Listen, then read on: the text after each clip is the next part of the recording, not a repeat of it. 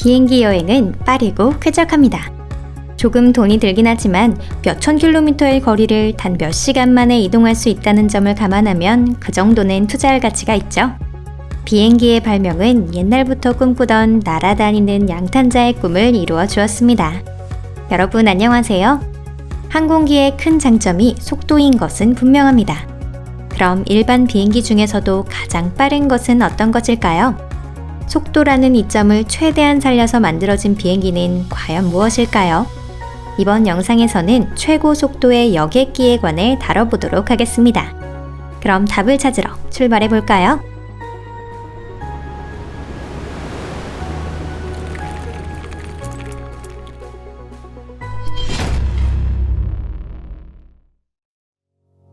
투폴레프 Tu-144 세계 최초 초음속기. 초음속 여객기에 대한 구상은 인간이 음속의 벽을 깨자마자 생겨났습니다. 대충 말하면 24시간 이내에 지구를 거의 한 바퀴 돌 수 있는 속도인데요. 이런 비행기가 처음 하늘로 날아오른 것은 광대한 영토로 유명했던 소비에트 연방입니다. 차저라고 하는 나토 코드네임을 갖고 있는 투폴레프 Tu-144는 1960년대 투폴레프 설계국에서 디자인되었습니다. 제조 장소는 볼로네지로 현재는 러시아가 되어 있는 곳입니다. 1968년 12월 31일 첫 시험 비행을 거쳐 이듬해인 1969년 6월 5일 항공사의 새로운 장이 열리게 됩니다. 군사용이 아닌 여객용으로 설계된 비행기로는 처음으로 음속의 벽을 돌파한 것이죠.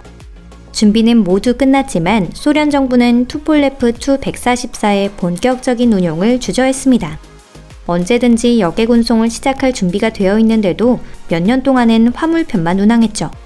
브레즈네프가 프랑스 방문으로 콩코드를 시찰한 1977년에야 소련 정부는 투폴레프 Tu-144를 여객편으로 운항하기로 결정했습니다.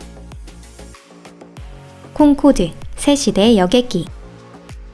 소련의 투폴레프 Tu-144와 비교해 협조를 의미하는 콩코드 초음속 여객기 역시 큰 성공을 거두었습니다.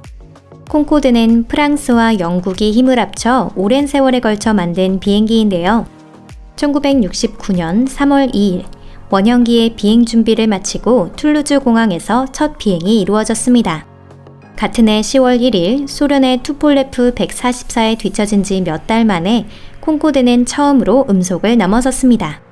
1976년 1월 21일에는 상업 운항을 개시하였는데 그 직후에 기술자들이 사전에 우려하던 문제가 표면으로 드러났습니다. 기술에 밝지 않은 사람이라면 초음속기가 충격파를 발생시키는 것은 단순히 음속을 넘을 때뿐이라고 생각하는 사람도 있지만 그것은 잘못된 생각입니다. 초음속으로 비행하는 동안 끊임없이 충격파가 발생합니다. 이 문제는 전부터 알고 있었기에 콩코드도 소련의 투폴레프 Tu-144도 일반 비행기보다 높은 고도로 비행하고 있었죠. 하지만 그 일은 또 다른 문제를 낳습니다. 고도로 올라가 더 속도를 올리기 위해서는 대량의 연료를 사용해야만 하는데요. 게다가 무엇보다도 강력한 엔진은 소음을 심하게 냅니다. 그 때문에 처음 몇 달 동안 미국의 하늘은 콩코드에 막혀 있었습니다. 이로 인해 미 의회는 반년간 비행 금지 조치를 의결하게 되었습니다. 콩코드는 약 4분의 1세기 동안 운항되었습니다. 운임은 상당한 고액이었고 티켓을 살 여유가 있는 것은 부유층 뿐이었습니다. 편도에 1,000만 원 이상을 내는 중산층 계층은 많이 없겠죠? 콩코드는 대체로 적자 프로젝트였으며 이를 지속시킨 유일한 이유는 체면을 유지하기 위해서였다고 합니다. 콩코드 시대는 2000년대 초에 끝났습니다. 2000년 7월 25일 이 초음속 여객기는 파리의 하늘에서 추락했습니다. 8월 16일에는 내양 증명서가 취소되며 운항이 정지되었어요. 운항 재개는 2001년 11월 7일이 되고 나서의 일이었습니다. 하지만 불행히도 좋지 않은 일이 연달아 닥치게 되는데요. 어떤 기체에서는 조종 간의 결함이 발견되었고 또 다른 기체는 연료 누출로 인해 엔진이 정지되기도 했습니다. 이렇게 2003년 콩코드의 운항은 종료되었습니다. 에어버스 A380 최고의 아음속기. 초음속 여객기가 하늘에서 사라진 이후 세계에서 가장 빠른 승객을 실어 나르는 비행기는 에어버스 A380이 되었습니다.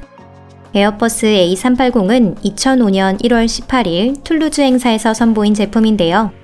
2006년 말에는 여객편의 운항을 시작하게 됩니다. 초음속 비행은 무리여도 에어버스 A380은 음속에 가까운 마 0.96까지 가속할 수 있습니다. 거대한 기체와 큰 무게를 생각하면 믿기 어렵지만 사실입니다. 에어버스 A380은 벌써 15년째 순조롭게 여객 운항을 계속하고 있습니다. 하지만 곧 항로에서 빠질 예정인데요. 에어버스사는 항공사업 계획 변경에 따른 것이라고 설명했습니다. 제스트, 초음속 비행기. 콩코드의 최종 비행이 2003년 11월 23일이니까 2020년의 가을까지 만 17년간 온 세상의 어디에도 음속을 초과한 여객기는 날지 않았던 것이 됩니다. 한편 이전 비행기들이 갖고 있던 문제를 극복한 새로운 항공기의 개발이 진행되고 있습니다. 제스트는 개발 중인 것 중에서도 특히 흥미로운 비행기인데요. 이는 Zero Emission Hypersonic Transport의 머리 글자로 CO2 배출량 제로의 초음속을 넘는 수송기라는 의미입니다. 2011년 6월 18일 파리 에어쇼에서 발표되었습니다. 제스트는 최고 시속 5,000km, 마 4의 빠른 비행이 기대되고 있습니다. 이륙과 착륙 시간을 포함해도 런던에서 2-3시간이면 여유롭게 도쿄에 도착할 수 있는 속도입니다. 정원은 100명으로 지상에서 30km 이상의 상공을 날게 됩니다. 아쉽게도 본격적인 운항 시작 시기는 정해지지 않았다고 하네요. 아에리온 AS2 친환경 여객기. 미래의 초음속기 프로젝트는 제스트만이 아닙니다. 미국의 아에리온 코퍼레이션이 보잉사와 공동으로 개발을 추진하고 있는 아에리온 AS2는 제스트의 만만치 않은 경쟁 상대가 될 것으로 보이는데요. 이쪽은 제스트보다 작고 정원은 12명, 마 1.6 정도로 비행하게 될 예정입니다. 언뜻 보기에 아에리온 AS2는 제스트나 특히 이후에 이야기할 스페이스 라이너만큼 두드러지는 특징은 없어 보입니다. 하지만 아에리온에는 친환경이라는 강력한 장점이 있습니다. 2018년 10월 제너럴 일렉트릭에서 어피니티라는 혁신적인 항공기용 엔진이 발표됐습니다. 그 몇 달 후 로이터 보도에 따르면 이 엔진에는 바이오 SPK 제트 연료가 사용된다고 합니다. 이 바이오 연료를 사용하면 대기 중에 배출하는 CO2량은 40%나 절감됩니다. 이 연료로 음속을 넘는 속도를 낼 수 있는 건지 의심하는 사람도 있는데요. 또한 운임 역시 무척 고액으로 아에리온 AS2를 탈 수 있는 것은 갑부 정도가 아닐까 우려하는 사람도 있습니다. 그 걱정이 현실로 다가올지 어떨지는 시간이 지나봐야 알 수 있겠네요. 이는 2023년에 상업 생산을 개시하여 2025년부터 판매할 예정이고요. 이미 20기가 예약되어 있다고 합니다. 스페이스 라이너, 거의 우주 로켓. 독일 항공우주센터에서는 2005년부터 벌써 미래적이라고 해야 할 프로젝트가 시작되고 있었습니다.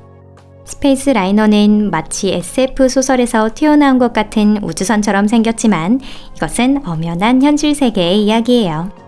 스페이스 라이너는 소리의 30배 속도, 마 30 이상으로 가속할 수 있습니다.